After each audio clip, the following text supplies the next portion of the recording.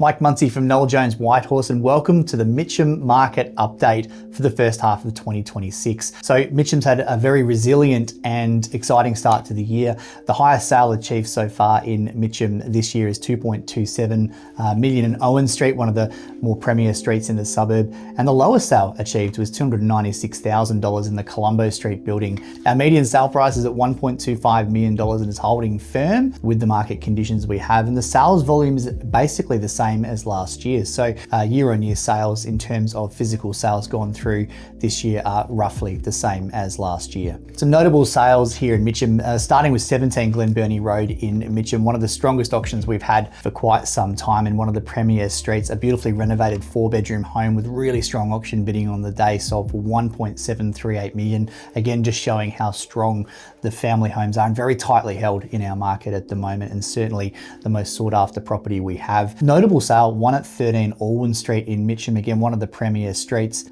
The front of 2 and a block, a 3-bedroom, 1-bathroom home, very neatly presented, selling for $1.158 million as well. And a case study in terms of adding value to a renovation, one at 4A Lucknow Street in Mitcham. We were able to help the client do a substantial renovation on that property to add some value to it, and the property ended up selling for $1,055,000.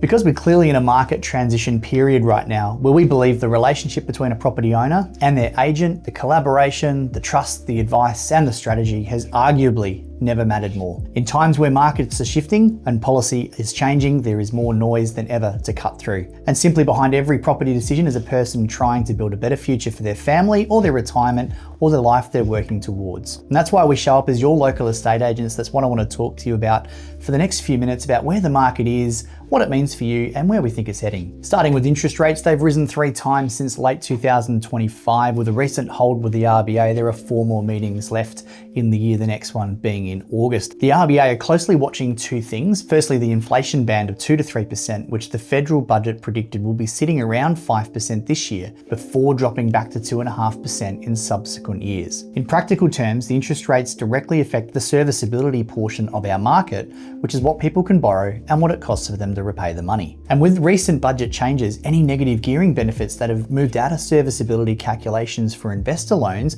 is a shift worth understanding. The headline snapshot across Melbourne is simply this: there is slightly more property for sale than this time last year, but the noticeable shift is the volume of sales has actually reduced somewhere between 10 and 15% depending on the suburb and municipality, particularly in the city of Whitehorse. Auction clearance rates are still decent, but it's worth understanding what this number actually measures, as it's really only a snapshot of unconditional buyers purchasing above a reserve price within 28 days on market. Now, given auctions aren't the majority of sales in Melbourne overall, it's not necessarily the best overall market sentiment. SQM research figures now show that approximately 20% of all listings available in Metro Melbourne have actually been on the market for over 6 months. Now, this reflects the experience that we've had in the field as well. However, well-presented, well-priced, and well-marketed homes are disproportionately attracting the best interest and the best buyers, and ultimately the best prices. The new listing pipeline across winter is looking a little softer as potential sellers are evaluating the conditions, and that's actually really good for prices right now. There's also the announcement of changes to the auction system and the Real Estate Rules, or the Sale of Land Act, in the period ahead of the state election, which is coming in November, which lands us right in the middle of our spring market. On the supply side, within municipalities across Melbourne's east, and in particular the city of Whitehorse, the pipeline of approved plans and permits has actually never been higher. The hold-up has been typically the business case and the construction costs, and any delays are making it difficult to simply get property out of the ground. But here's the big picture though. Melbourne is currently the most affordable capital city in the country, and it is going to attract more and more attention from investors searching for yield and cash flow, and we're already seeing that reflected in the rental prices, which are rising significantly. And the family home is also holding its value because of its scarcity. Vacancy rates across Melbourne's east remain extremely tight, and that is not changing anytime soon. So if you own existing property in Melbourne right now, you are holding a superior tax position to any new investor entering the market in a city with rising rents and with low supply coming through the chain